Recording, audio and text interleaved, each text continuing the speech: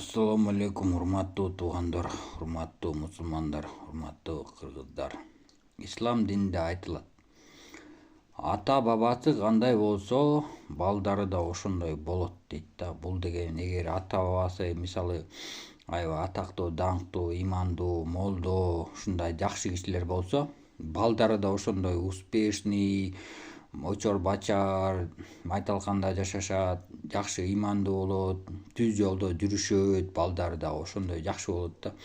Ал эми эгерде ата энеси мисалы алкаш болуп, же бир ууру болуп, же бир жаман ыплас жоруктарда жасап, ошондой болуп жүрсө, алардын ата бабалардын күнөөлөрүнүн бардыгын балдары тартат да, ошондой да.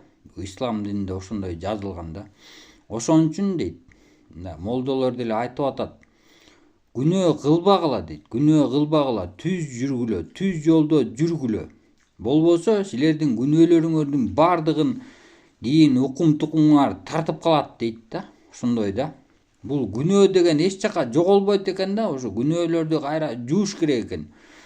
Же өзүң жуучуң, же балдары жуйт да, укум тукуму жуйт да, ошондой да.